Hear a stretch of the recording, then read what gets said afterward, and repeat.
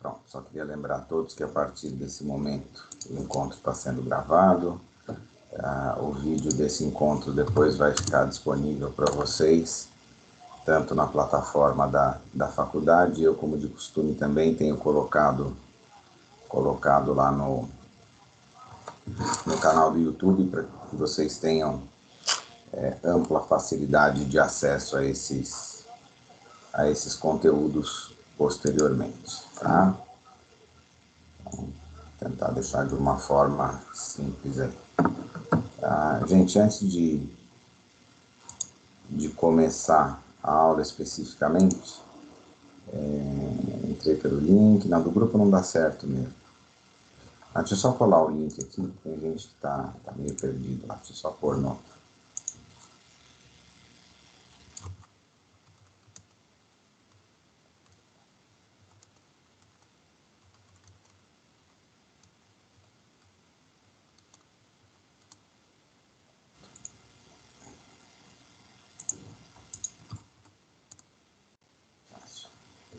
Gente, tenho certeza que os coordenadores todos já conversaram com vocês aqui, todos são apenas da biomedicina, então eu vou passar para vocês aqui só a título de informação e para a gente relembrar.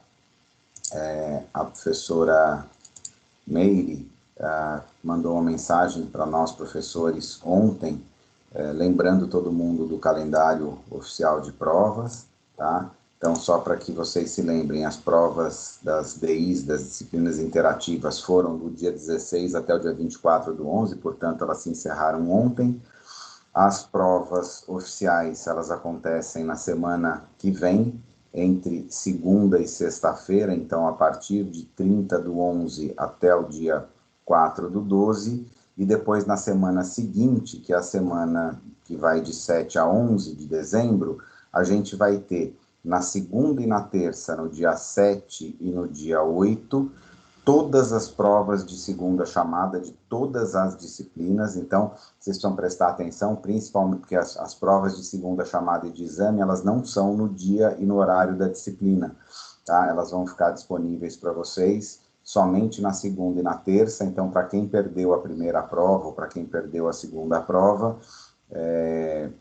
vocês podem repor essas notas na segunda e na terça, dia 7 e 8 de dezembro, e na eventualidade de alguém precisar fazer uma prova de exame, na mesma semana, quinta e sexta-feira, dia 10 e dia 11, vocês terão as provas dos exames finais de vocês, tá? E o professor Ricardo Saad, que eu imagino que todos vocês conheçam, passou para a gente ontem também uma mensagem que eu acabei de iluminar aqui para vocês, e eu vou dividir com vocês aqui essa mensagem, porque ela traz algumas informações importantes. Me desculpem se vocês já estão ouvindo isso pela milésima vez, mas tem 3 aspectos importantes que a gente precisa levar em consideração aqui. O primeiro deles é que os professores façam o lançamento de todos os pontos disponíveis dos trabalhos ou das disciplinas que a gente fez até o dia 26/11, tá? Ou seja, até a data de amanhã. Vocês devem ter percebido que provavelmente a maior parte dos professores deve ter feito ao longo da semana passada, ou no máximo no comecinho dessa semana, os lançamentos das notas dos trabalhos, enfim, seminários ou qualquer tipo de atividade que valia a nota que vocês tiveram.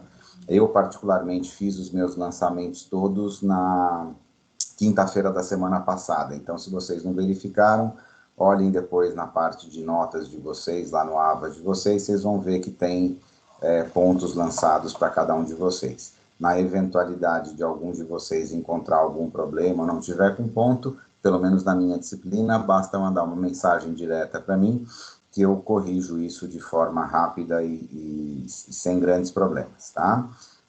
O segundo tópico importante que foi colocado aqui na mensagem é para que os professores estimulem e incentivem os alunos a realizar as avaliações das DIs, porque as disciplinas interativas, elas têm uma série de procedimentos para vocês fazerem dentro do AVA. Isso aqui não é prova oficial, são exercícios que tem dentro do AVA, e se possível que vocês, alunos, realizem isso até o dia 26/11, que é amanhã, tá?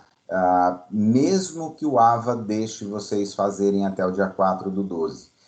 É importante vocês terminarem esses exercícios no dia 26, porque isso tem um impacto grande nas estatísticas dos cursos de vocês perante a instituição, perante a Anhanguera, tá? Então, isso é uma coisa mais administrativa, não é algo que seja obrigatório que vocês façam, mas ajuda muito a instituição se vocês realizarem as atividades do ABA de vocês nas disciplinas interativas até o dia 26/11, tá? Isso é uma coisa que é bastante importante. E o terceiro tópico que o professor Ricardo pede para a gente comentar com vocês é que essa semana está acontecendo um intensivo no desafio Nota Máxima, tá? E que, se for possível, para que todos vocês participem e dessa semana do desafio Nota Máxima, realizem esse intensivão que está tendo lá, façam essa atividade, porque isso tem dois aspectos importantes. O primeiro é que vocês, enquanto alunos, vão se beneficiar das vantagens de pontos, de nota, essas coisas todas que o desafio Nota Máxima oferece para vocês. E segundo, depois que vocês tiveram essa vantagem de vocês, a faculdade pega carona com isso, porque os campos onde os alunos têm os melhores desempenhos, eles são melhores classificados. Tá? E um trabalho que é sempre muito, muito bem feito por parte da coordenação da Anhanguera aqui de Taubaté, e eles têm muito orgulho disso, é que o campus da Anhanguera de Taubaté normalmente termina em primeiro lugar todos os semestres aqui na regional do estado de São Paulo, como o campus que tem as maiores pontuações. E isso, claro, que só acontece pela participação de vocês, alunos, tá? Isso não é uma coisa que a instituição consiga fazer. Então, é um processo que depende totalmente dos alunos, depende de vocês. Então, só lembrar vocês de que, se for possível, vocês, então, realizarem até amanhã as DIs de vocês, as disciplinas interativas, e concluírem as DIs, todas aquelas atividadezinhas, aquelas avaliações que fazem parte das DIs, e também, se possível, para que vocês não deixem de fazer o intensivo do desafio Nota Máxima que está acontecendo. Tá? Isso diretamente impacta na vida de vocês, como eu já falei, é nota para vocês mesmos, mas a faculdade pega carona porque os campos que são melhores colocados, eles têm algumas vantagens perante a instituição, e isso se reverte para vocês também. Então, se você tiver que fazer, por exemplo, a compra de um equipamento um pouco mais sofisticado, um pouco mais caro, a instituição vai dar sempre preferência para aqueles campos que têm um melhor desempenho. Tá? Então, eu não sei se vocês sabem, é que esse semestre foi tão atípico, né, gente? A gente não teve contato presencial, mas foi construído, por exemplo, para o curso de vocês, isso é uma vantagem gigantesca, um laboratório de análises clínicas funcional que não é teórico, ele existe, ele está lá, ele funciona, ele só não está sendo utilizado por conta da pandemia, e boa parte do acontecimento desse laboratório, ele se deveu a essa classificação aqui da Anhanguera de Taubaté, em estar sempre colocada aí, se não em primeiro lugar, mas entre as primeiras posições já há um bom tempo no universo das unidades da Anhanguera, que não são poucas. Tá? Então, isso não é uma coisa que a coordenação peça por vaidade, eu quero ficar em primeiro lugar. Não é uma questão de vaidade de coordenador ou de diretor. Isso, no fim, também se reverte como benefício para vocês mesmos, que vão ter essas instalações disponíveis. Claro que não no momento de pandemia, não no momento onde a gente está com as atividades presenciais suspensas, mas isso vai acabar ficando disponível para vocês mesmos, tá? Então, basicamente esses três aspectos, e lembrar vocês do calendário oficial das provas. Tudo bem? Alguém tem alguma pergunta, alguma curiosidade, não com relação a isso, ou qualquer coisa que a gente veio veio conversando ao longo dessas semanas todas.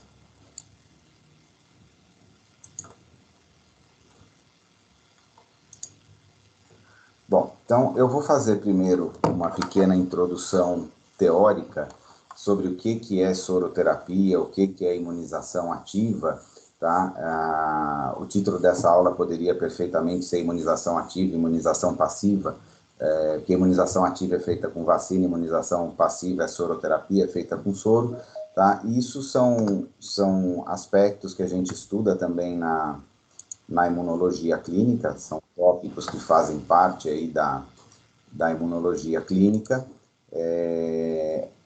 que basicamente a gente a gente trata aqui como imunoprofilaxia. Então, imunoprofilaxia é um conceito que a gente diz que a gente vai ter ou a estimulação do sistema imunológico ou o funcionamento desse sistema imunológico, mesmo que de uma forma passiva, de uma forma que a gente possa receber produtos do sistema imunológico de forma pronta, de forma passiva, para que esses produtos do sistema imunológico também funcionem como se fosse o sistema imune. Tá? Então, a gente pode fazer essa imunoprofilaxia de duas formas diferentes.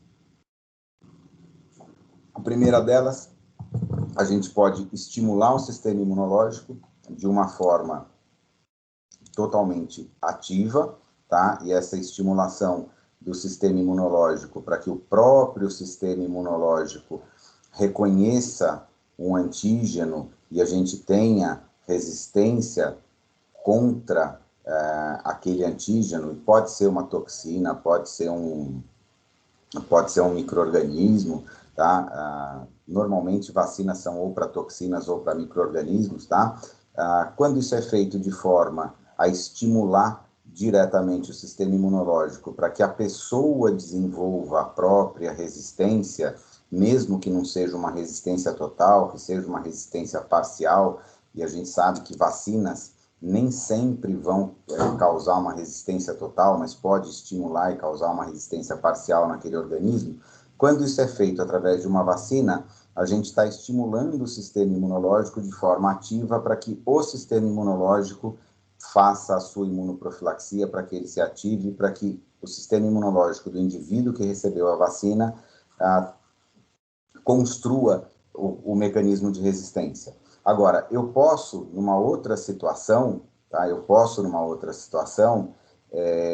Aumentar essa resistência ou fornecer essa resistência imunológica já pronta para o indivíduo. Então, o indivíduo recebe passivamente os produtos do sistema imunológico prontos, tá? E aí ele não vai ter que desenvolver resposta imunológica, sensibilizar, não precisa acontecer absolutamente nada.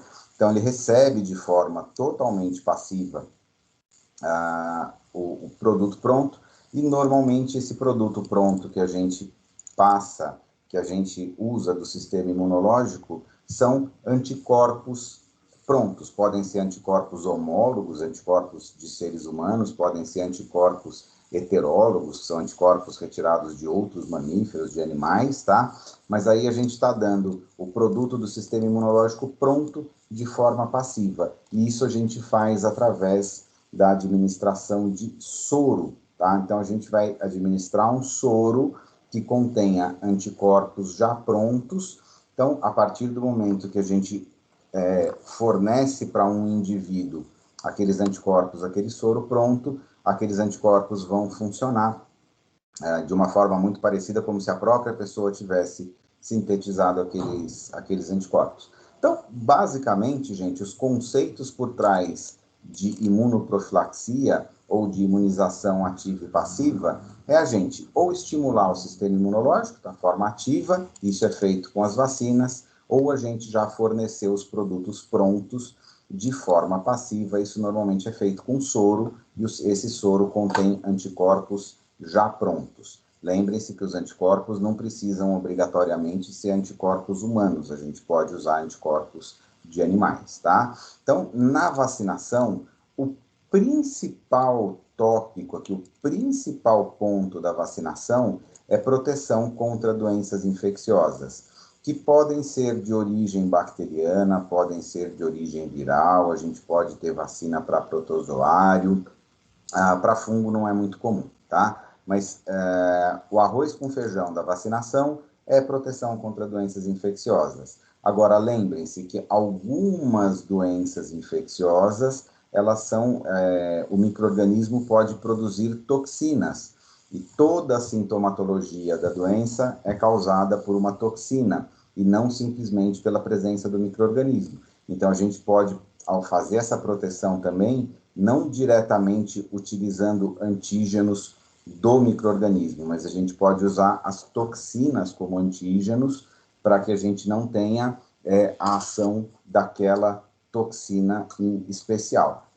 Eu vou perguntar para vocês, ver se vocês consultem aí as gavetas da memória de vocês, se vocês conhecem alguma doença super importante, super comum, que tem uma vacinação super comum, que todo mundo faz em algum momento da vida e que deveria fazer sempre, contra a toxina que é produzida por uma bactéria. E a vacina é contra a toxina, a vacina não é contra a bactéria. Alguém lembra?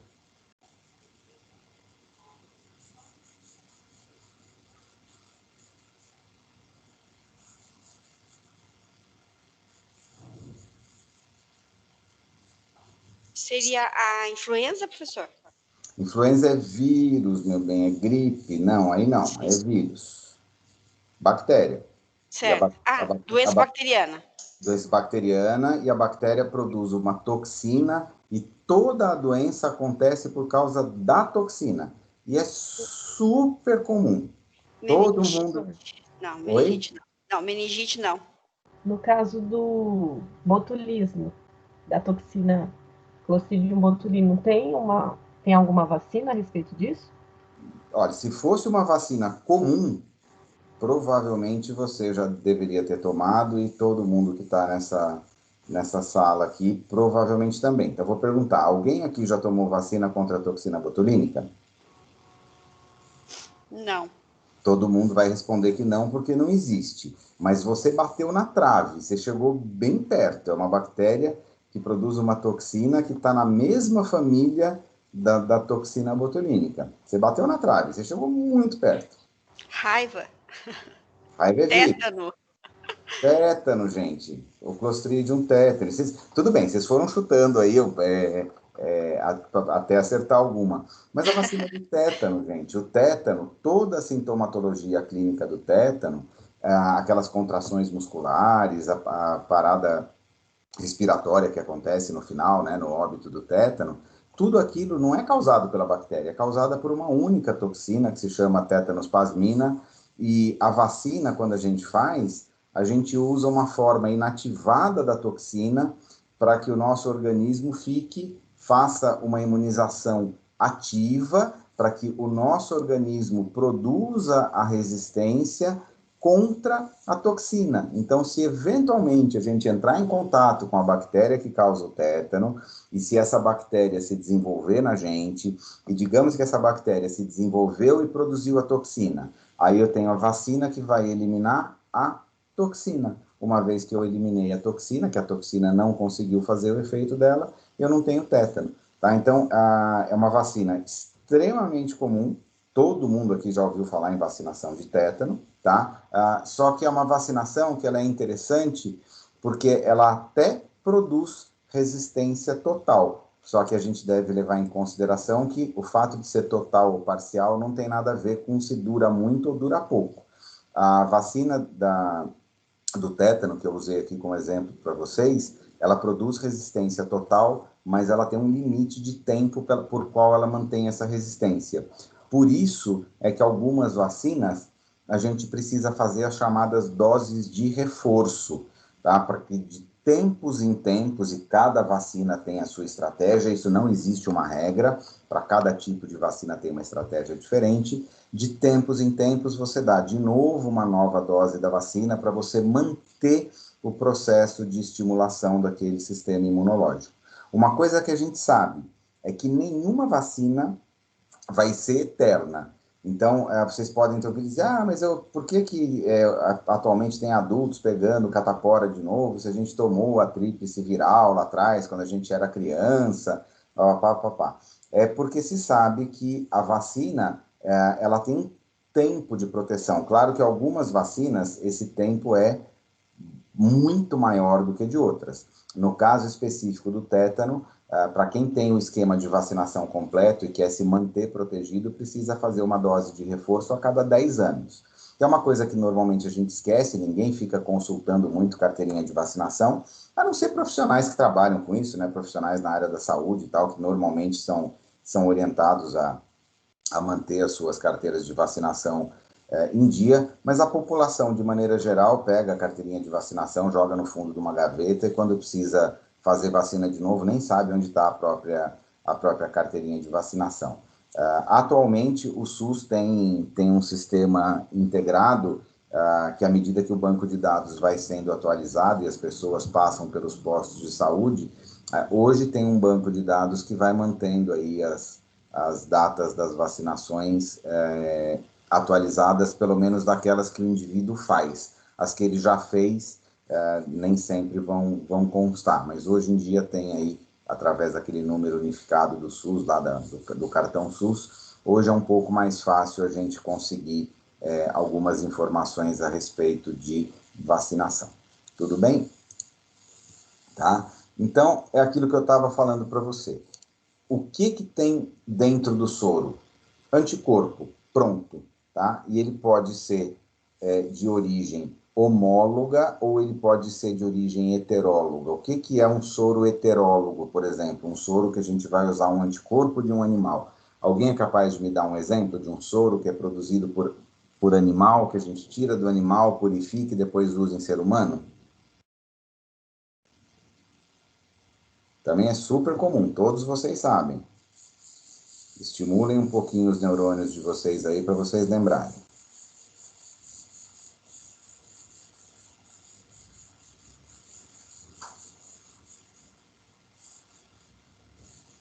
Que silêncio desconfortável. Alguém arrisca, gente? Vai chutando aí, soro.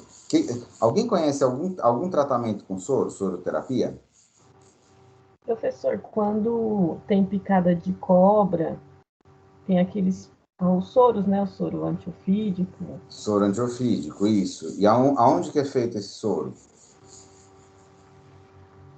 Não vai me responder que é no Instituto Butantan, tá? O Instituto Butantan é um laboratório que fabrica. Como é que eles fazem isso? Alguém teve curiosidade de saber? Eu ainda não sei não, professor. Gente do céu, que povo mais desinteressado. Vocês estudam área de saúde, biologia. Vocês não conhecem o Instituto Butantan? Vocês nunca foram lá? Olha, professor, eles colocam as presas da cobra num suporte para o veneno sair das presas da cobra, não é? Isso, aí eles pegam aquele veneno e fazem o que com aquele veneno? Aí eles vão levar eles vão fazer um tratamento, não é? Que eu creio. Na verdade, não. Você sabe o que eles fazem com aquilo? Não. Eles injetam num cavalo o veneno da cobra. Claro que em doses controladas, eles não ficam botando cobra para morder cavalo no meio do Instituto Butantan, mas eles vão injetar aquilo num cavalo, que é um animal de grande porte, então ele consegue lidar com doses menores sem ser letal para ele. Aí o que o cavalo vai fazer? O cavalo é um mamífero. Vai produzir os anticorpos. Vai produzir os anticorpos. Aí o que eles fazem com o cavalo? Eles sangram aquele cavalo, eles tiram o sangue daquele cavalo, separam o soro da parte sólida do sangue, tiram as células, tá? E aí aquele cavalo que sempre está recebendo o mesmo veneno da mesma espécie de cobra, ele vai produzir quantidades enormes daqueles anticorpos, e são esses anticorpos que a gente vai administrar para fazer o soro, no caso dos animais peçonhentos, tá? Isso é produzido em animal. Eu achei que vocês conhecessem isso, tá, gente? De qualquer forma, eu vou dar um conselho para vocês, como cultura geral. O dia que vocês estiverem em São Paulo, estiverem em dúvida do que vocês forem fazer, ao invés de ficar procurando um lugar para vocês sentarem, que tem uma internet de graça para ficar olhando o Instagram, passem no Instituto Butantan. É um instituto, assim, a visita não é um lugar pomposo, não é um negócio maravilhoso, super tecnológico.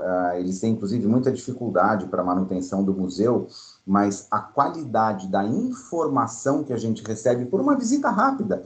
Passar no Butantã, a gente conhece aquilo rapidinho, 1h30, mais ou menos, vocês entrarem lá, vocês conhecem tudo. Vocês têm um aspecto de ver, de conhecer esses processos, como eles são feitos. E, honestamente, gente, para vocês da biomedicina, eu acho que talvez seja uma visita quase que obrigatória de vocês fazerem, tá? Porque quem trabalha lá são biólogos e normalmente biomédicos que lidam com todo esse processo de sintetizar a vacina, a soroterapia, tá? O Instituto Butantã, aliás, é um lugar fantástico para trabalhar. Boa parte dos pesquisadores que tem no Instituto Butantã são... Então, fica aí como uma dica, vão lá conhecer, é absolutamente fantástico, tá? Então, o fato deles usarem cavalo é porque o cavalo é um animal de grande porte, então você consegue tirar grandes quantidades de sangue daquele animal para que você possa ter alguma produção em maior escala. Ninguém vai ficar injetando veneno de cobra em ratinho para ficar sangrando o rato e depois purificar, porque imagina a quantidade de veneno que você tem que injetar, a quantidade de sangue que você vai ter depois para trabalhar, o negócio fica ali insano, tá? Então eles fazem normalmente em animais de porte maior.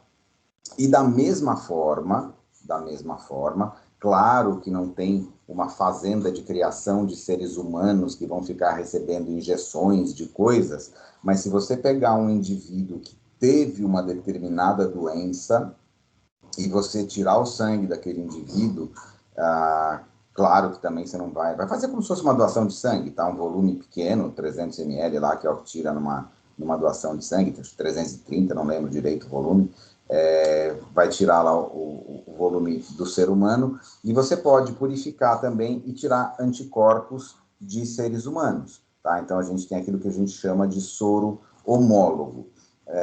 Qual dos dois que vocês acham que vai ter uma maior eficiência, ou vocês acham que os anticorpos heterólogos e homólogos funcionam do mesmo jeito? Vamos usar raciocínio aqui um pouco.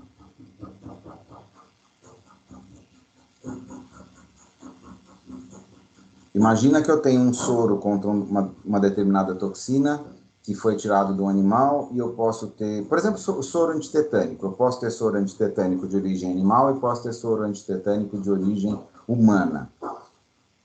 Tá? Os dois são anticorpos contra a toxina do tétano.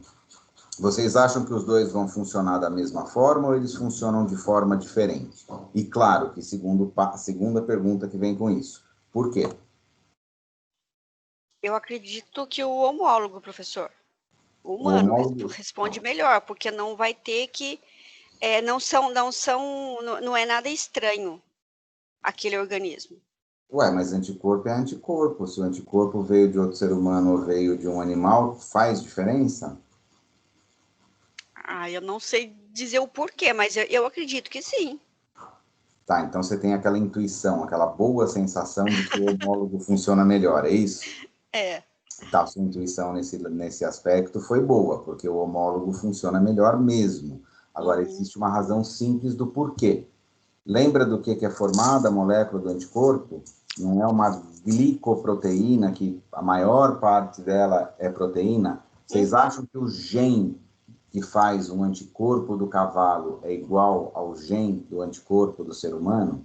Óbvio que não. Tá? Então, as moléculas são muito parecidas, mas elas não são idênticas. O que acontece se eu pegar uma proteína de um outro animal, esquece que é um anticorpo, eu estou falando de uma proteína, que por acaso pode até ser um anticorpo. Eu pegar uma proteína de origem animal e colocar num ser humano. O que pode acontecer? Pode ter rejeição, que vai reconhecer como não... A gente não usa o termo rejeição para proteína, a gente usa o termo rejeição só para órgão e tecido. Mas a ideia é exatamente essa. O meu sistema imunológico, o sistema imunológico do humano, vai reconhecer aquela proteína como uma proteína estranha, vai reconhecer como antígeno e vai tentar destruir aquela proteína.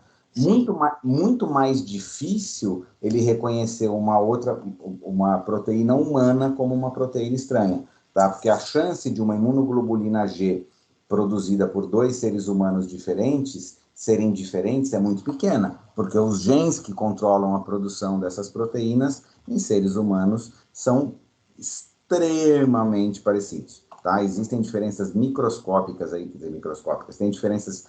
Pode ter diferença de um indivíduo para o outro, mas essas diferenças são desprezíveis, tá? Então, o soro homólogo, ele sempre vai ser mais eficiente. Isso significa que a gente precisa de menos quantidade de soro para ter o efeito, e é um soro que dura mais tempo, porque ele vai demorar mais para ser eliminado, tá? Agora, de novo, como não é uma coisa das mais éticas do planeta, você ter uma fazenda de seres humanos deitados em camas, assim, plantação de ser humano para ficar fazendo soro, por isso que se usa o soro animal, tá? Mas, basicamente, dentro do soro, a gente tem anticorpos.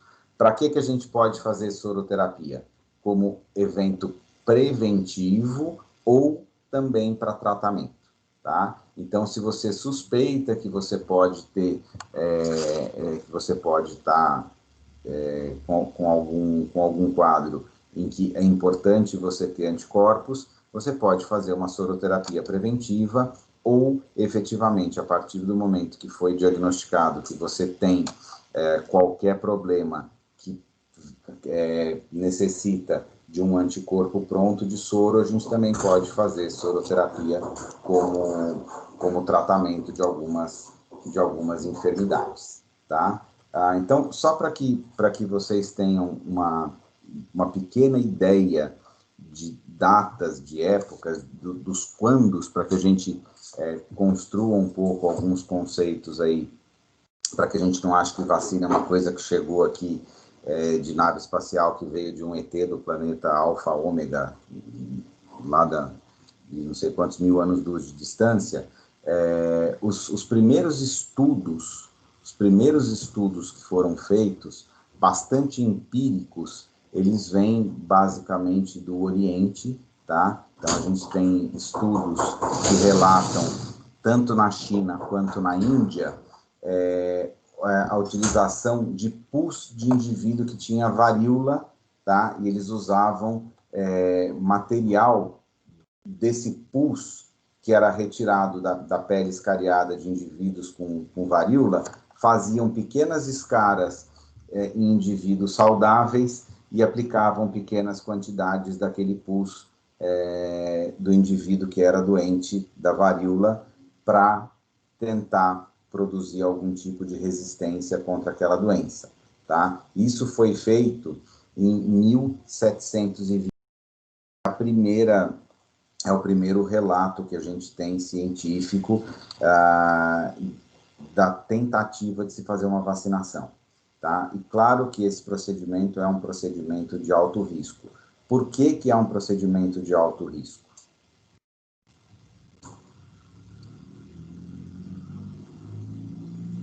Isso é uma pergunta. Alguém tenta imaginar por que é perigoso você pegar material de uma pessoa doente e passar numa pessoa saudável, mesmo que seja em pequena quantidade? Você pode transmitir a doença para a pessoa. Exatamente. Ela pode não ter o sistema imunológico capaz de combater mesmo em pequena quantidade. Exatamente. Você não tem... na verdade, gente, isso aí são aquelas loucuras científicas, né? É a mesma coisa assim, tá com pandemia de Covid. Então, fala assim, então tranca todo mundo numa sala, dá Covid para todo mundo e espera que a pessoa que teve Covid fique imune, pelo amor de Deus. É loucura, tá? Você pegar um micro-organismo de uma pessoa doente, significa que aquele micro-organismo, ele tem capacidade de causar a doença. Você tirou ele de uma pessoa doente, né? Então, é um micro-organismo que está ali pleno e capaz de causar a doença. E outra, como é que você pode garantir que a quantidade que você fez naquela aplicação não vai causar doença? Óbvio que para algumas pessoas dava certo. A pessoa não desenvolvia, por sorte, a varíola, tá? E o sistema imunológico reconhecia e a pessoa funcionava como se fosse uma vacina. Outras pessoas davam azar, pegavam a varíola, babau, tchau, um abraço, morreu, acabou, game over, tá? Então, a partir dessa ideia inicial, é que começou a se imaginar. Então, assim, bom, então, se eu não posso... e outra, lembra-se que em 1721 não se sabia o que era vírus. Nunca se tinha identificado um vírus, tá? Os pesquisadores daquela época, eles trabalhavam com o pus da varíola, que eles nem sabiam o que tinha naquele pus, eles nem imaginavam. Não se sabia o que era um vírus naquela altura, tá? Então, isso foram testes experimentais absolutamente empíricos. Isso foi feito assim, na cara e na coragem, na raça, tá? Depois, olha quanto tempo, nós estamos falando de 1721.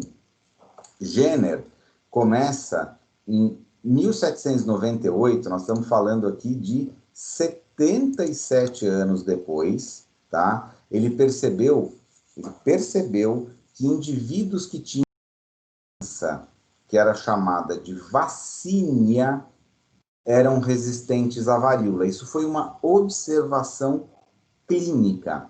Aí ele falou assim, bom, a vacínia não é a varíola, é uma doença diferente, tá? Causada por um micro-organismo muito parecido, mas não é o mesmo, tá? E ele percebeu que aqueles indivíduos eram mais resistentes à varíola. Então ele falou, então eu vou pegar aquela ideia antiga de inocular com material de pus, mas de um micro-organismo que não causa uma doença grave como a varíola, ele causa uma doença branda, leve, autolimitante, que é a vacínia, tá? Aí ele fez tudo isso, então, 77 anos depois, ele teve essa ideia por uma observação clínica que ele teve.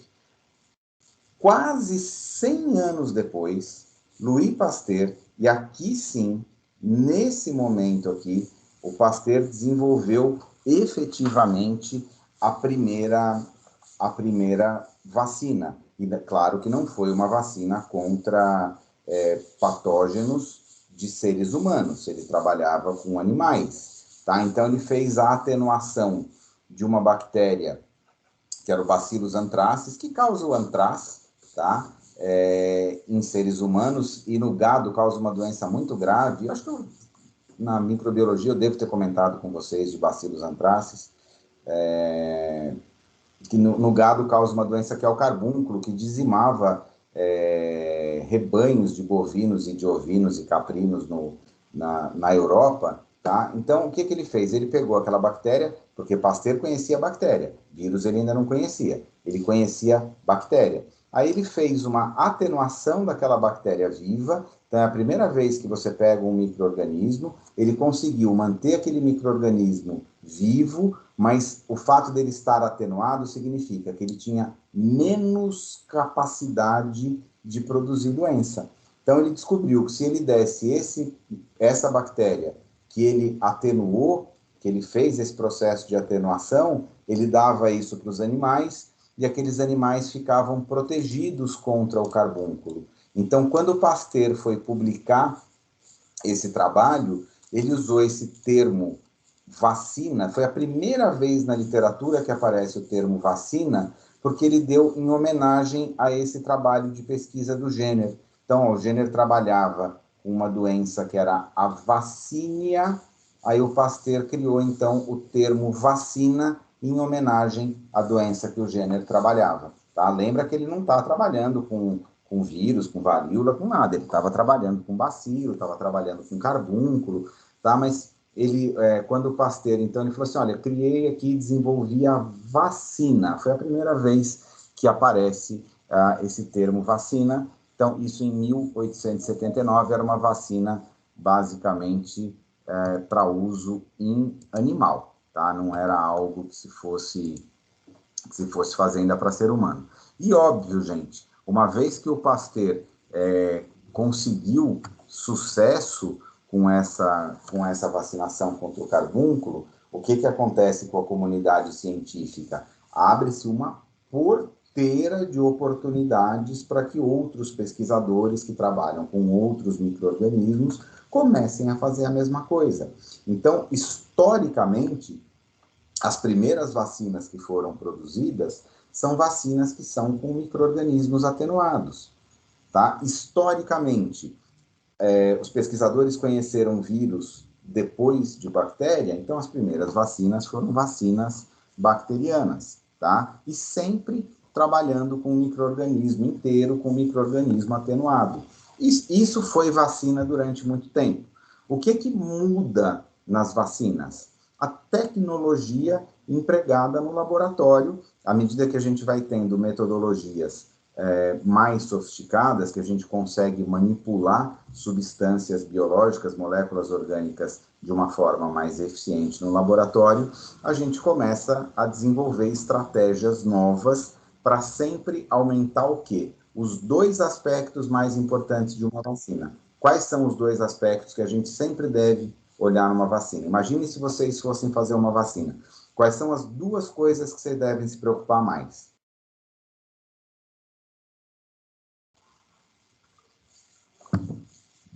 Vamos lá, gente. Vocês estão inventando uma vacina, vocês estão no lugar do Pasteur agora. O que vocês querem?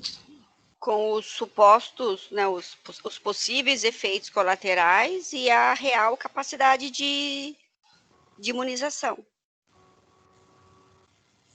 Muito bem. Então, você está falando que a vacina tem que ter eficácia, ela tem que funcionar, certo? Sim. E ela tem que ter um aspecto de segurança. Ela tem que ser eficaz e segura, que são justamente os dois aspectos que toda vez que a gente vai, quer dizer, a gente não, que eu não faço, vocês podem fazer, vocês são biomédicos, eu não sou, que é onde profissionais vão desenvolver novas vacinas. O que é fase de teste 1, fase de teste 2, fase de teste 3? São números de pessoas que vão recebendo essas vacinas em maior quantidade para que se determine a eficácia e a segurança. São os dois aspectos fundamentais. Então, a vacina, primeiro, tem que funcionar. Não adianta nada eu fazer uma vacina, por exemplo, digamos que, tem a vacina do Covid agora, do Guilherme. Então, tem 11 vacinas para Covid agora. Mas a minha vacina é super segura, ela não faz mal para ninguém. Mas ela só dá imunização para 40% das pessoas que tomaram. 60% não ficam imunes à doença com a minha vacina. Presta uma vacina dessa? Claro que não. Ela tem um índice de eficácia muito baixo, muito pequeno. O contrário é verdadeiro. Aí o Guilherme inventou uma vacina que é 99,9% de eficácia. É o nível máximo de eficácia que a gente consegue. 99,9%. Mas é uma vacina que não é segura, porque o indivíduo pode ficar imune, mas ele pode ter efeitos colaterais graves com a utilização dessa vacina. As pessoas vão usar essa vacina? Claro que não, tá? Então, o que o Pasteur fez aqui, ele abriu a porteira para o mundo do descobrimento das vacinas na forma com a qual a gente conhece hoje, tá? E a coisa, gente, é tão simples, tão simples, tão simples, tão simples, que basicamente tem 3 tecnologias para se fabricar vacina. 3, tá? Nas vacinas do Covid, essas 10 que tem aí, em fase 3 ou já aprovadas para utilização em seres humanos, só tem 2 metodologias diferentes. 7 são vacinas com vírus atenuado e 3 são vacinas com tecnologia de DNA recombinante, que eu vou explicar já para vocês. Tá? Então, essas vacinas são muito parecidas. Pelo menos aquelas 7 que são de vírus atenuados, elas devem ser muito parecidas, porque o princípio que dá origem a você conseguir aquela vacina é o mesmo, tá? Então, elas são feitas dentro da mesma ideia. Tá? Claro que algumas podem ter um pouco mais de eficácia, podem ter um pouco menos de eficácia, mais segurança, menos segurança. Eu não estou dizendo que elas vão funcionar de forma idêntica, mas elas deverão ser muito parecidas. Tá? É a mesma coisa que se você pega 2 engenheiros, tá? Um na Rússia e um na China, manda os 2 construírem um carro de Fórmula 1, você vai colocar na pista, talvez um carro seja um pouquinho mais rápido que o outro. Mas se eles seguem as mesmas regras, os mesmos princípios, a mesma engenharia, o resultado final é que você vai ter 2 carros ali. Tá? Um pode ser um pouquinho melhor do que o outro, mas é tecnologia de fabricação. Tá? Na vacina, a mesma coisa. Tá?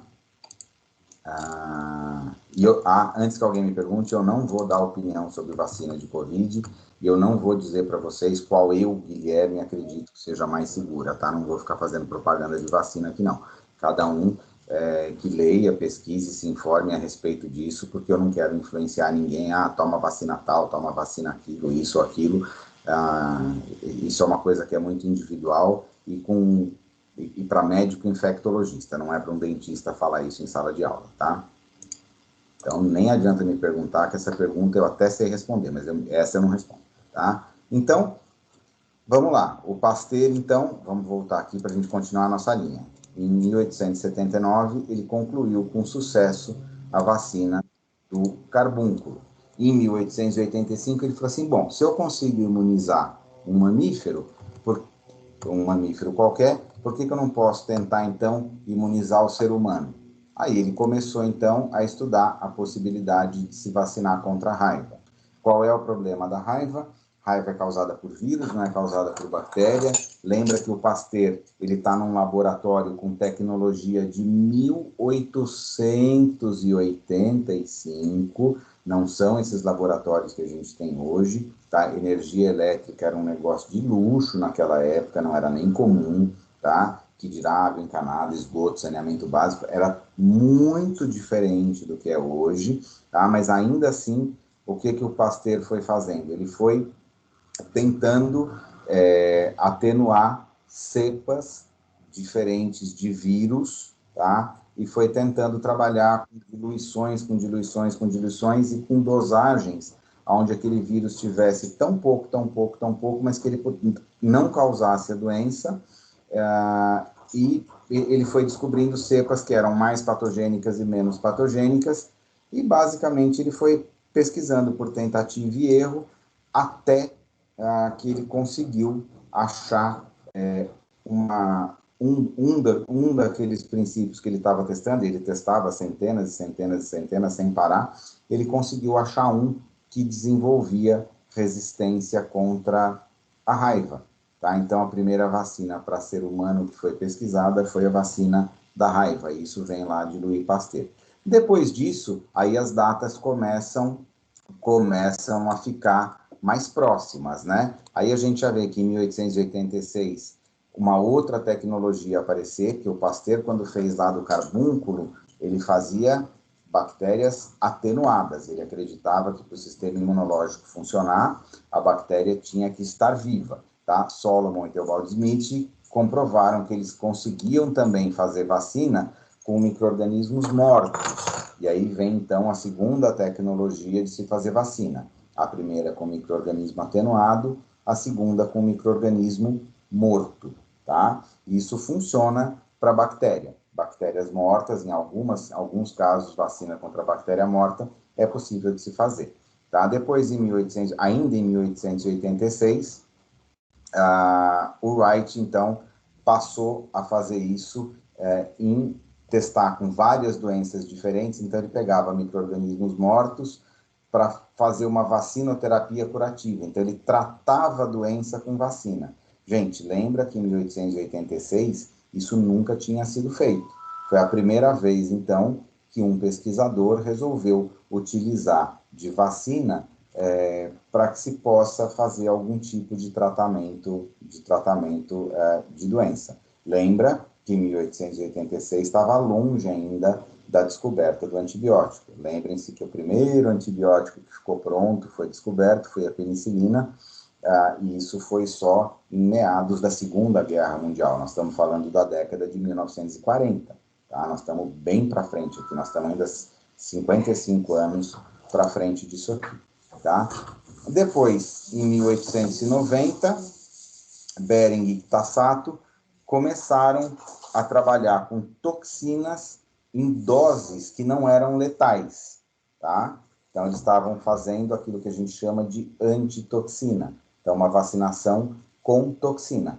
Qual é o perigo? O que ele estava controlando aqui não é que a toxina estava inativada, a toxina ela apenas estava em pequenas quantidades, tá? Então, é uma forma de você trabalhar com vacinação para toxina, é colocar pouca toxina? É uma forma, mas é a forma perigosa. Do mesmo jeito que se descobriu que pegar o micro-organismo lá da varíola tirar o pus da varíola e colocar numa pessoa saudável, a pessoa saudável podia ter varíola. O que o Behring e o Kitasato conseguiram descobrir aqui é que mesmo que eles trabalhassem com doses baixas, o risco ainda é elevado.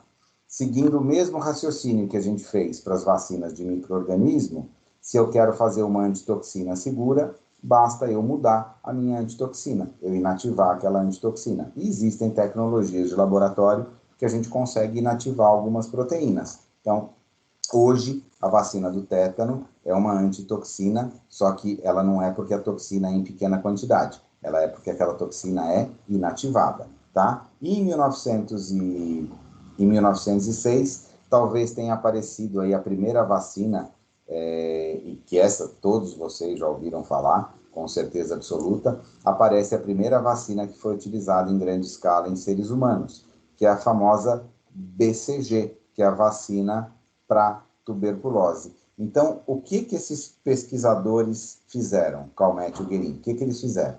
Eles pegaram um bacilo da tuberculose bovina, não era da tuberculose humana, uma bactéria diferente. Eles pegaram a bactéria da tuberculose, o Mycobacterium bovis, fizeram vários ciclos de cultivo, isso foi super demorado, foram mais de 230 passagens em meios de cultura, tá? Por um meio de cultura que mantinha esse micro-organismo vivo, mas ele era um meio de cultura que não tinha muito nutriente. Então, ele mantinha aquele micro-organismo vivo, mas aquele micro-organismo foi perdendo algumas das suas funções. É assim que se atenua uma bactéria, por exemplo. Você vai cultivando ela em laboratório, replicando, cultiva, que gerações para frente, ela acaba desconhecendo o ser humano, ela perde muitas vezes a capacidade de produzir algumas toxinas, algumas enzimas, ela perde o potencial patogênico, tá? Então, o que esses pesquisadores descobriram? Eles descobriram um bacilo atenuado que você podia aplicar em seres humanos e essa bactéria atenuada provocava imunização, resistência contra a tuberculose humana. Que bacilo que é esse? O bacilo de Calmette e Guerin, BCG. É daqui que vem o nome dessa primeira vacina, tá? Então, gente, nós estamos falando aqui de pouco mais do que 100 anos atrás. Se você for pensar em história, tá? Falar em 100 anos atrás é a mesma coisa que a gente falar de ontem à noite, tá? Não é nem da semana passada. É muito pouco tempo, tá? E nós estamos aqui com a primeira vacina, tá? Em 1931, aí aqui a porta abriu bastante, tá? Porque foi a primeira vez que se conseguiu cultivar vírus em laboratório, não era um cultivo ainda em culturas próprias para isso, mas se cultivava em ovos embrionados. E isso favorece, então, a criação de vírus atenuados. Se você consegue cultivar vírus em laboratório, você vai fazendo ele fazer várias passagens, você consegue manipular esses vírus em laboratório. Então, somente em 1931 é que se começou o cultivo de vírus em laboratório. Ou seja, para que se desenvolvam estratégias de se construir vacinas para doenças virais e não mais bacterianas, bactéria é mais fácil de cultivar do que vírus, os estudos só foram possíveis a partir de 1931. E Enders, em 1949, gente, já tinha acabado a Segunda Guerra Mundial, fazia 4 anos. Tá? Ele descobriu que, além de cultivar vírus em ovo embrionado, que não é fácil e não é barato, o que o Enders conseguiu fazer foi o cultivo de vírus em cultura de tecido, que é um processo muito mais controlado, muito mais seletivo, não é fácil, mas é mais fácil do que a manutenção em ovo embrionado. Então, somente a partir de 1950 é que a gente começa a ter as estratégias e as condições laboratoriais para que a gente possa desenvolver vacinas. Nós estamos falando de 1950, gente. 1950 são exatamente 70 anos atrás. É pouca coisa. Para vocês fazerem ideia, meu pai tem 75 anos de idade e é um cara que está ativo, trabalha, dirige, é um ser humano com vida absolutamente normal, tá? Não se cultivava vírus quando meu pai nasceu, tá? Então, se a gente, é o que eu falo para vocês, eu não quero que ninguém fique decorando data, mas o que eu estou querendo é colocar o contexto histórico na cabeça de vocês, para vocês entenderem o porquê que é tão difícil e tão complicado a gente desenvolver vacina. Se fosse fácil, teria vacina para todo tipo de doença, ninguém mais ficava doente. Tá? Eu vou dividir com vocês aqui um exemplo. Uma das coisas que mais foi pesquisada na odontologia, vocês não têm ideia, é vacina contra a cárie. Tá? Imagine o impacto econômico. Tá? Vamos pensar do jeito que o ser humano pensa, com o bolso, não é com o cérebro. Pense em dinheiro. Imagina o impacto econômico se você faz uma vacina que acaba com a cárie. Imagina o que isso representa em dinheiro. Seria um sonho. Não, na verdade, isso será uma realidade. Tá? Não ter que deitar na cadeira do dentista e ouvir aquele barulhinho. Nossa, é um sonho isso. O barulhinho já tem tecnologia que não precisa ouvir. Já existem tecnologias para tratar dentes sem barulhinho. Não é em qualquer lugar que você acha isso, mas tem. É bem legal. Tá, mas então, imagina a quantidade de pessoas e de pesquisadores tentando desenvolver uma vacina para uma doença comum, como, por exemplo, a cárie. Tá? E o impacto econômico disso na saúde pública ou na saúde pessoal, individual, não importa se é o Estado que paga ou se é o indivíduo que paga, um impacto monstruoso. Tá? E aí, hoje em dia você vê a comunidade científica com muita dificuldade, assim, essas vacinas para coronavírus. Gente, o vírus foi descoberto em dezembro de 2019, fez um ano agora, vai fazer um ano com que esse vírus foi identificado. Você imagina a velocidade com que esses pesquisadores estão trabalhando para tentar fazer uma vacina que, às vezes, a gente fica 20, 30, 40, 50 anos em desenvolvimento e não consegue fazer. Tá? Então, não estou dizendo que vacina para coronavírus não vai funcionar. Ela vai funcionar, pode funcionar, não estou falando bem, não estou falando mal. Eu vou me vacinar contra coronavírus a partir do momento que eu julgar, que eu leia de fontes científicas um pouco menos sensacionalistas do que o jornal do Datena na televisão. E não estou falando mal do Datena aqui, pelo amor de Deus, até acho engraçadíssimo o programa dele, de vez em quando eu vejo, morro da risada e tal, mas comunidade científica não é imprensa leiga, é isso que eu estou querendo dizer aqui, tá? Então, que tem chance de funcionar, tem, mas não são esses números que as pessoas estão divulgando aí pra gente, num trabalho de pesquisa de 6, 8 meses, você achar que do zero você vai controlar uma pandemia mundial. Tá? Se fosse um filme de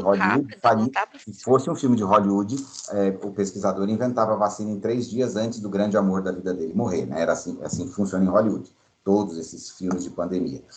Mas a realidade não é essa. Acho que alguém fez um comentário e eu não ouvi, desculpa. Não, eu que peço desculpa de interromper. Saiu muito rápido as vacinas. Eu fico bem assim, desconfiada. Ou, na minha opinião, né, na minha leiga opinião, ou se sabia desse vírus há muito mais tempo, no caso os chineses, ou foi pulado fase, né? Porque do que eu me lembre, né, de anos atrás que eu estudei, levava muito tempo para se desenvolver uma vacina. Cada uma das fases são fases longas e não tem como pular de fase e ir para a próxima. Olha, Gislene, o que aconteceu efetivamente, se o vírus já era conhecido ou não, eu não posso afirmar para vocês. O que eu posso garantir para vocês é que vacina para coronavírus, ela existe há dezenas de anos e ela é utilizada e vocês, com certeza absoluta, já levaram entes queridos de vocês para serem vacinados contra coronavírus várias vezes. Só que não são entes queridos humanos, são entes queridos animais, tá? Essas vacinas V8 e V10 que a gente faz para cachorro, para gato, elas protegem os animais contra coronavírus, porque coronavírus não é exclusivo do ser humano, tá? Inclusive, se vocês olharem pesquisas científicas aí, já encontraram cachorros e gatos contaminados com esse Covid, com esse vírus que a gente tem hoje em dia. Então, já tem gato e já tem cachorro com coronavírus, tá? Agora, coronavírus, então, Em animais, já era uma vacina que existia. Tenho certeza absoluta que eu, como bom dentista e proprietário de animal, eu sei disso, porque isso vem escrito no rótulo, V8, são 8 doenças virais, V10, 10 doenças virais. É só você ver quais são as doenças que você sabe o que tem lá. Então, vacina para coronavírus já existia. O que foi feito é uma adaptação da vacina para esta variante deste vírus. Tá? Isso é menos complicado de fazer em cima de uma vacina que já existe. Tá? Isso é bem menos complicado de fazer. Então, o ponto de partida não foi zero. Lembra? O coronavírus não é um vírus novo. A gente convive com coronavírus há muito tempo. Se conhece coronavírus há muito tempo. O que aconteceu com esta variante do coronavírus é que ele teve um potencial epidêmico muito grande e causando uma doença respiratória grave. Porque 99% das vezes, quando a gente... E olha, vou dizer uma coisa para vocês. Provavelmente nós todos já fomos infectados por coronavírus muito antes desse Covid-19 aí, desse SARS-CoV-2, que é o nome do vírus, tá? A gente já foi infectado e a gente já teve um resfriado por coronavírus, tá? Então, não é uma coisa assim tão o vírus é novo, não. Eles estão testando uma variante nova de um vírus que já se conhece há muito tempo.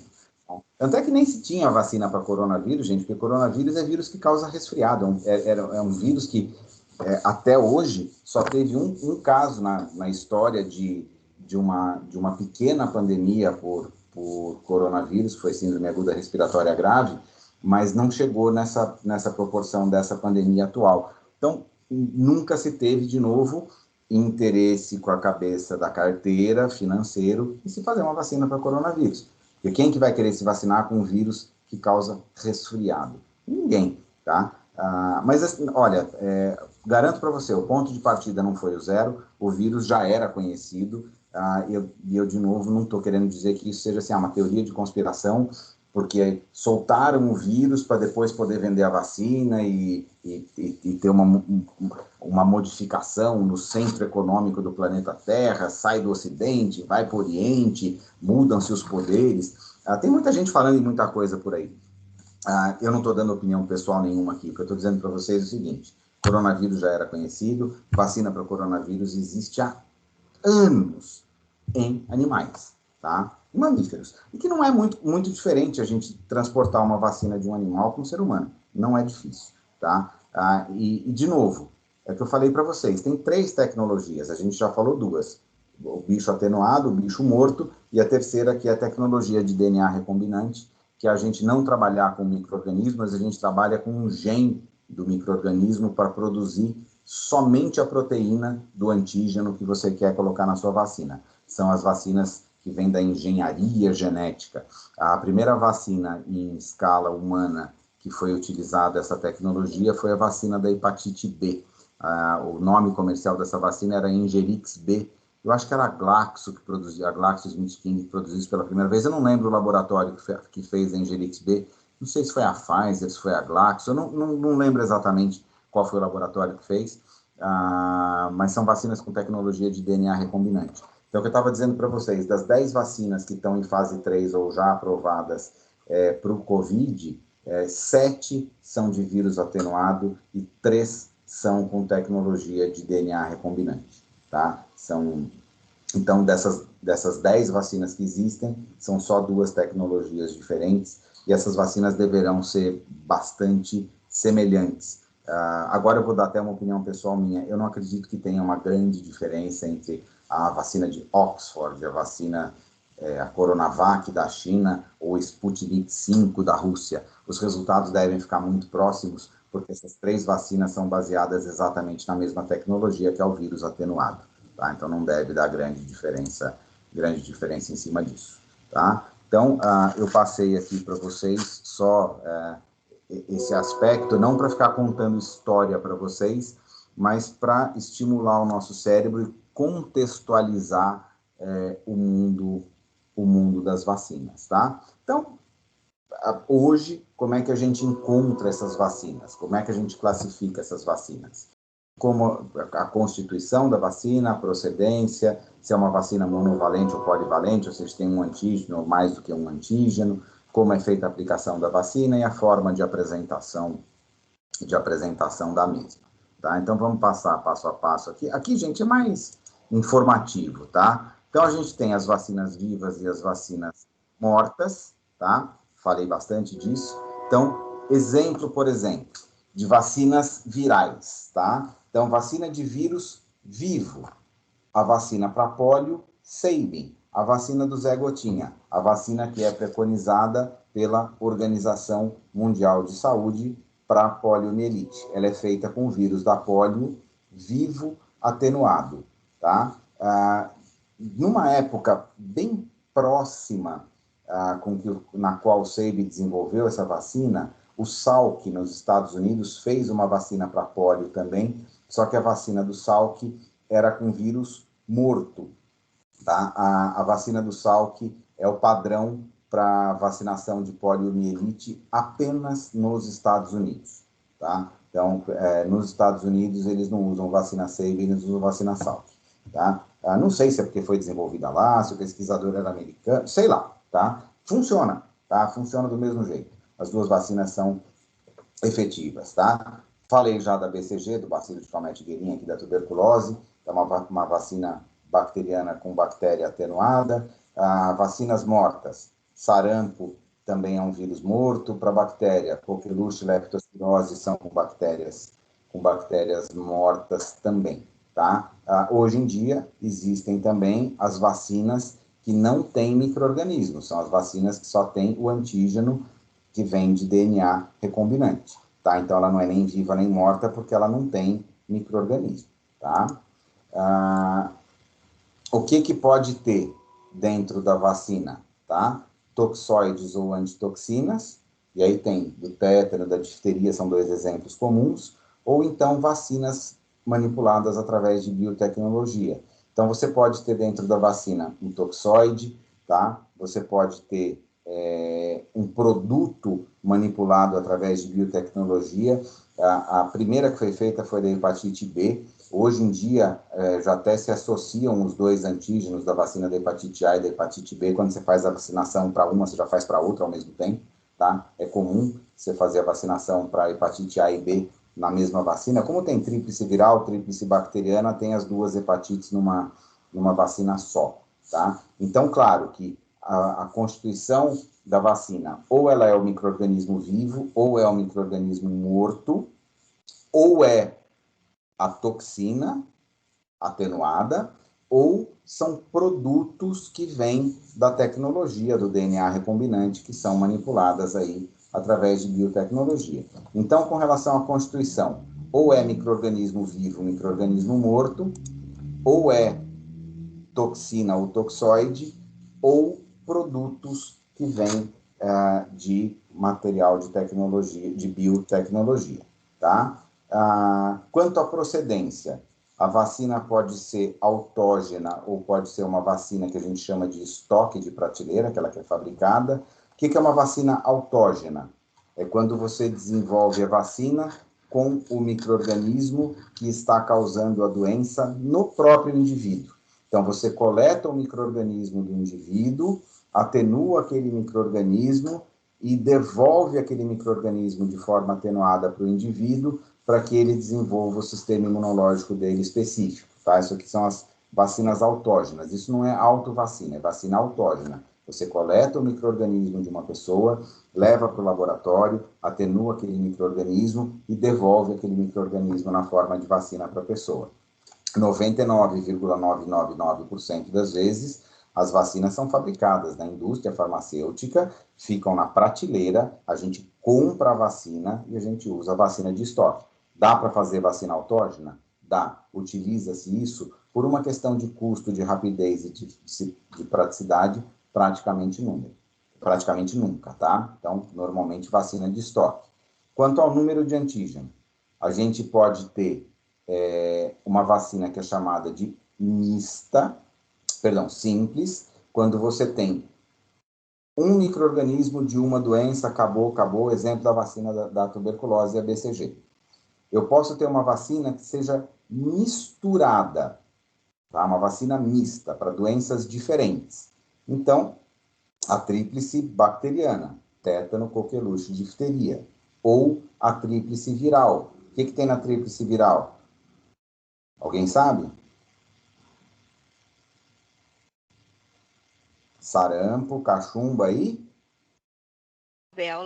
rubéola, tríplice viral. Então, são vacinas mistas. Acabei de falar, mista, hepatite A e hepatite B, são duas doenças diferentes, tá? E existe também aquelas vacinas que são polivalentes, tá? O que é uma vacina polivalente? Ela pode prevenir formas diferentes da mesma doença.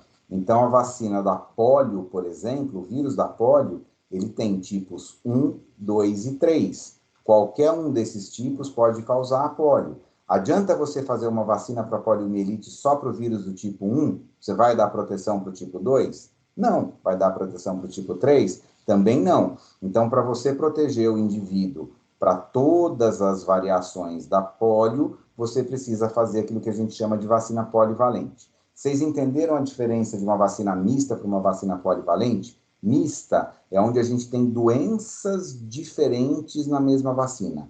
Polivalente são tipos diferentes do micro-organismo para uma mesma doença. Seria o caso da vacina do herpes, HPV.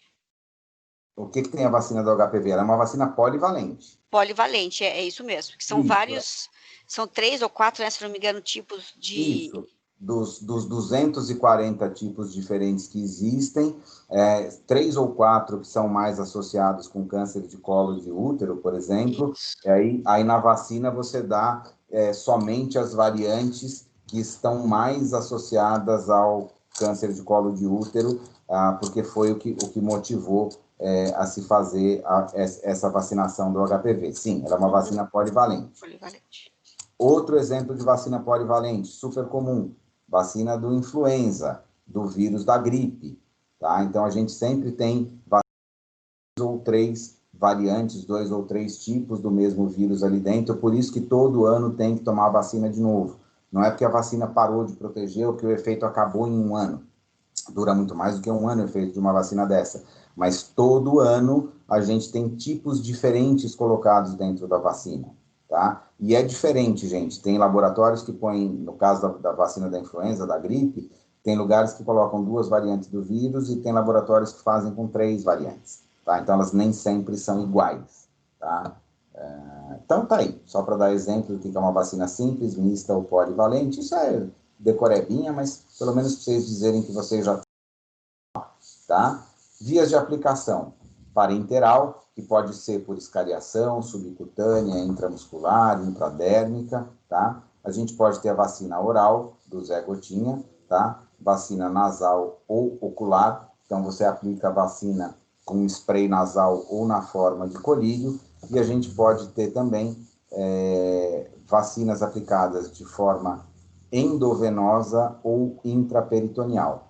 A vacina aplicada por via endovenosa ou intraperitoneal não é feito em ser humano, isso serve só para teste de laboratório, tá? As vacinas que a gente faz são vias parenterais, a endovenosa e intraperitoneal são parenterais também, só que não se fabrica vacina por aplicação endovenosa ou intraperitoneal, tá? Normalmente, escariação ou subcutânea, ou intramuscular ou intradérmica. São aquelas agulhinhas curtinhas, intradérmicas ou intramusculares, e você deixa o antígeno ali disponível para que você tenha tempo de resposta imunológica.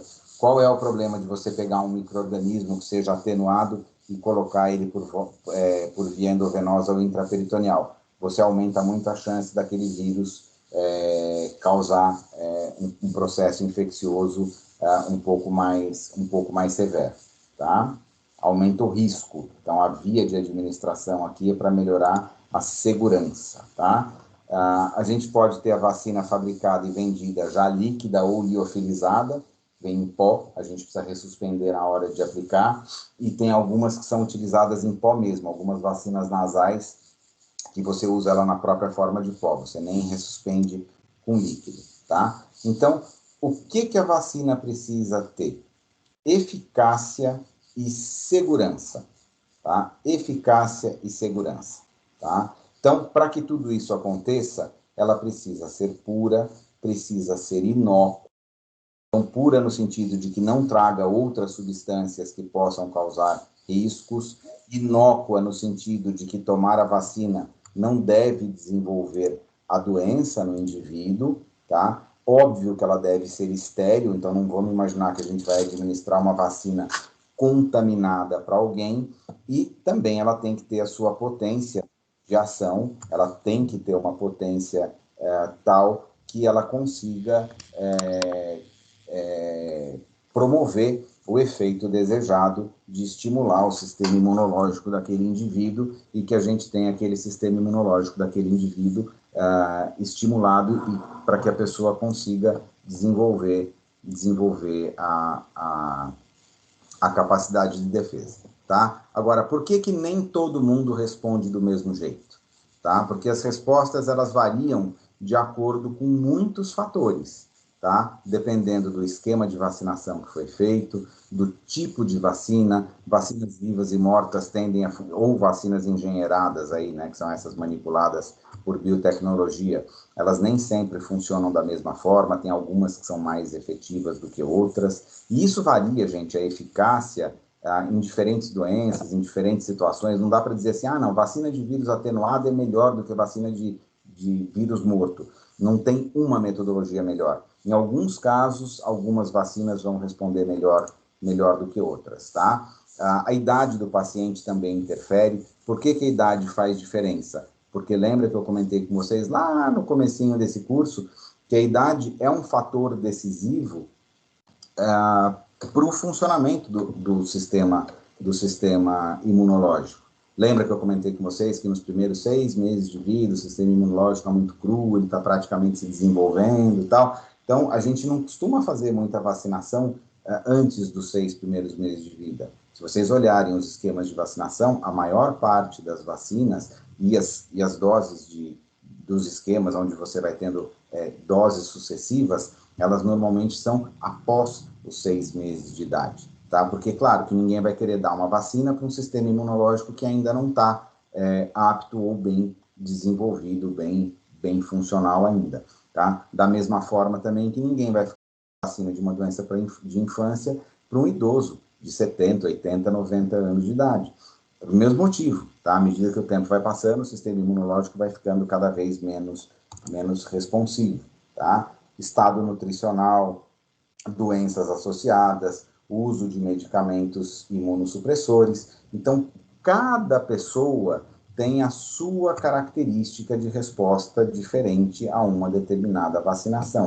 E mais, além disso, tem um fator ainda genético que, às vezes, para algumas pessoas, os antígenos que estão colocados dentro daquela vacina, eles podem não ser reconhecidos pelo sistema imunológico. Tá? E para aquela pessoa, aquela vacina não vai funcionar nunca. Mas nunca? Nunca. Nunca. Para aquele antígeno, se a pessoa geneticamente não tiver receptores do MHC para reconhecer aquela substância como uma substância antigênica, a gente não faz. A gente não vai desenvolver resistência para aquele antígeno específico. Tá? Então, o que pode acontecer como acidente? Tá? O que pode dar problema? Encefalomielite, no caso da vacina antirrábica, é um caso extremamente grave, que você pode ter uma infecção vírus da raiva no tecido encefálico, tá? Então, um efeito bastante indesejável. A panencefalite esclerosante subaguda na vacina viva, do vírus vivo atenuado contra o sarampo, raríssimo, mas pode acontecer, tá? Se a vacina não estiver corretamente esterilizada, a gente pode ter infecções por decorrência da qualidade na cadeia produtiva daquela vacina, ou as vacinas com vírus vivos, elas forma, mesmo que o vírus seja atenuado, a pessoa pode desenvolver alguns sintomas da doença quando utiliza a vacina. Nada disso são efeitos desejáveis, mas são todos efeitos que podem acontecer frente aí à utilização de uma vacina, tá? O soro é aquilo que eu comentei com vocês, tá? Então, a gente usa para combater ou micro-organismos ou toxinas. Então, soro para toxina da difteria, para toxina do tétano, para toxina do botulismo, da gangrena gasosa, que é produzida pelo Clostridium perfringens, tá? Soro contra peçonhas dos animais peçonhentos, soro para algumas viroses, então tem soro antirrábico para sarampo, para hepatite, tá? Então, existem soros de natureza diferente. O que tem no soro? Anticorpos, tá? Então, a gente tem os soros que são chamados de soros hiperimunes heterólogos, ou seja, você vai dar um determinado antígeno para o animal, então você vai estimular aquele animal a produzir grande quantidade de um determinado tipo de antígeno, tá? Isso é feito lá, do exemplo que eu dei para vocês, os cavalos lá do Butantan, ou então a gente pode pegar concentrados de gama-globulina humana, que são os homólogos. Ou você pega anticorpos de um indivíduo saudável, tá? Então, sangue total, normal, ou então você pode pegar um soro, que é chamado de soro hiperimune, só que, gente, em ser humano, o soro hiperimune não é do mesmo jeito que a gente faz lá no Butantan, que a gente dá o antígeno para o cavalo. Tá? Então, a gente não vai dar antígeno para o ser humano para estimular aquela pessoa a fazer o anticorpo. Quando que a gente consegue um soro humano hiperimune, então?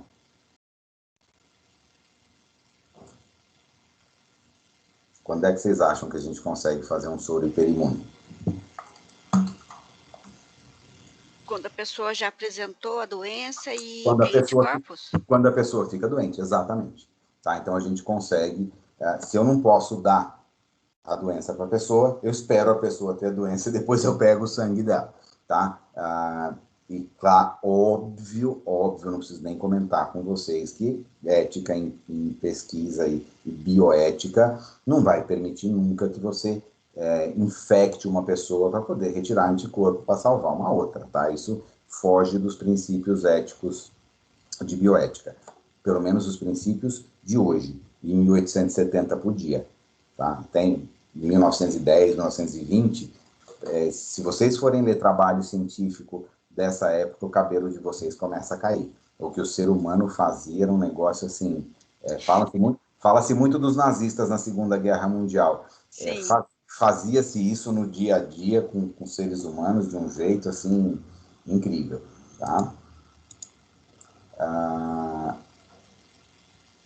Pronto, está aqui, tá? Então, os soros, homólogos ou heterólogos, homólogo a mesma espécie, heterólogo, espécies diferentes. Soro, monovalente, tá? Quando a gente tem um tipo de anticorpo só. O soro que se faz para a toxina do tétano, tá? É uma toxina só, um anticorpo só. A gente pode ter soro polivalente também, por exemplo, para sarampo, pólio e cachumba no mesmo soro, tá? Porque muitas vezes você trata com soro quando você não tem certeza do sintoma clínico do sinal, ou você simplesmente pode pegar um soro de um indivíduo que foi vacinado, de um indivíduo que teve doença, e esse soro já pode vir com mais do que um antígeno dentro, tá? E aí, claro, os soros que são antitoxinas, antibactérias, antivírus ou antipeçonhas, tá? Então, soros antitóxicos, antibacterianos, antivirais e antipeçonhentos. São basicamente nessas 4 situações que a gente usa soroterapia, tá? Quando a gente usa soro heterólogo, você normalmente pode ter uma reação local, tá? Porque lembra que um soro heterólogo, a gente está dando um anticorpo de um animal de espécie diferente, tá? A gente pode ter aí algum tipo de reação em cima disso, tá? Então, gente, para apresentar soro e vacina para vocês, mais ou menos essa era a ideia. Eu tenho bastante material aqui ainda, bastante. Vocês querem continuar? Vocês querem que eu continue mostrando outras coisas de soro e vacina para vocês, de imunoterapia? Ou vocês estão satisfeitos? Vocês acham que já deu para dar uma uma clareada nas ideias. Eu estou vendo que já são praticamente 15 para as 10, a gente ainda tem tempo de aula, tá? E eu tenho material aqui para ficar falando com vocês até 6 horas da tarde, se vocês quiserem. Quero saber só se vocês querem um pouco mais ou se isso já deu alguma luz no fim do túnel aí para vocês entenderem soro e vacina. Professor, cabe a você. Você que sabe. Eu Gente, acho que deu para dar uma luz. Nosso horário de aula, eu estou perguntando isso para vocês, porque eu tenho pelo menos mais 1 hora para falar. É que eu acho que, assim, se eu for começar a mostrar a célula tal, o gene do MHC, que vai estimular, eu tenho tudo isso pronto aqui. Eu acho que pode começar a ficar meio chato demais para vocês e perder um pouco a ideia. Tá? É muito complexo, né? Tem alguma coisa aqui. Alguma coisa que seja interessante. Porque eu tenho, por exemplo, uma aula de imunomoduladores aqui, mas só essa aula sozinha, para eu conseguir falar ela inteira com vocês, eu vou usar aí pelo menos umas 2 horas, tá? Acho que eu vou aproveitar esse tempo, então, para estudar, professor, que a gente vai começar a semana de prova, né? Pode ser, a gente não deixa de fazer aquelas atividades do AVA lá. É verdade. Tá? Aproveitem para fazer, tá? Gente, por mim, vocês sabem, eu adoro falar, eu fico aqui falando até o tempo que vocês não aguentarem mais. Mas eu acho que, assim, para ter uma ideia, eu acho que já deve ter criado na cabeça de vocês alguns conceitos que vocês não tinham. Eu vou dar uma sugestão para vocês. É fácil de encontrar isso na internet, aí vocês podem até usar o Google. Peguem uma tabela para vocês verem a data de lançamento de cada uma das vacinas que a gente tem para ser humano e quanto tempo demorou para se desenvolver cada uma dessas vacinas, tá? Para vocês entenderem por que eu estou um pouco com o pé atrás com as vacinas de coronavírus. Eu acho que foi rápido demais, tá? Concordo.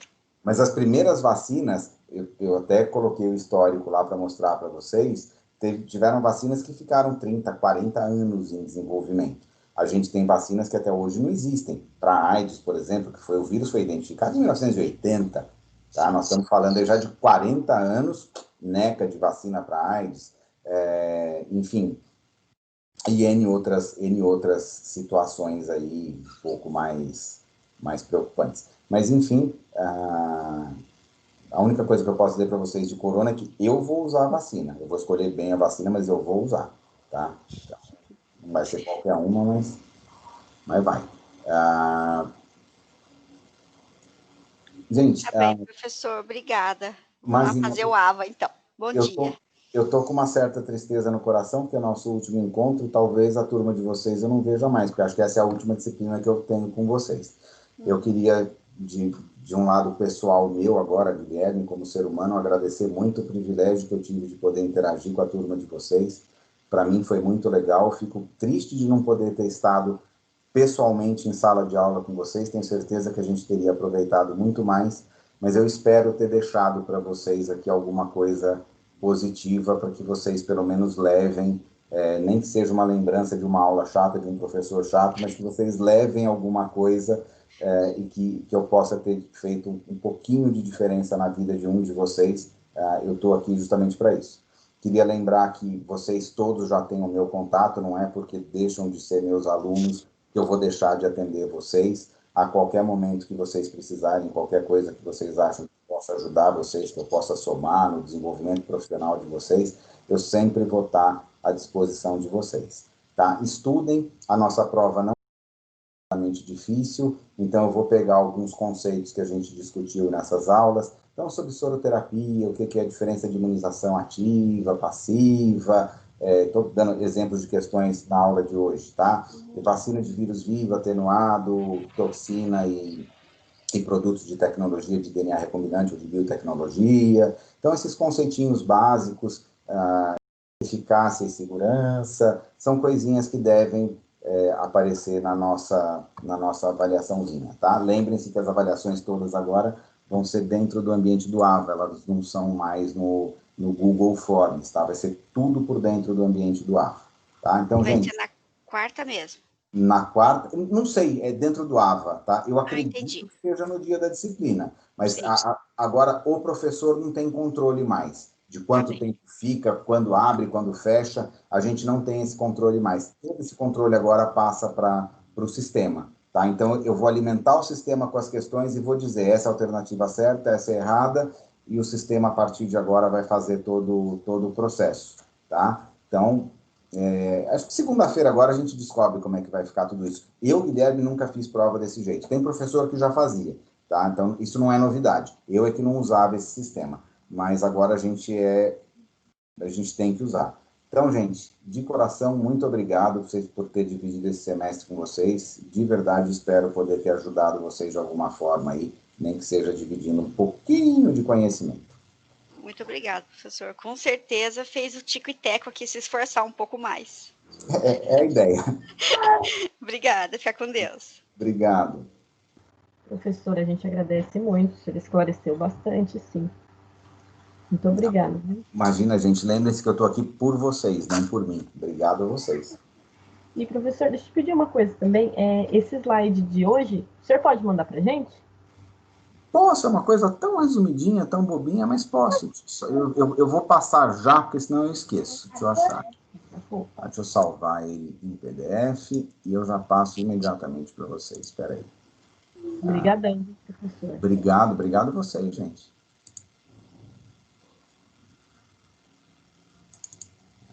Era 2020, monoclínica, aulas.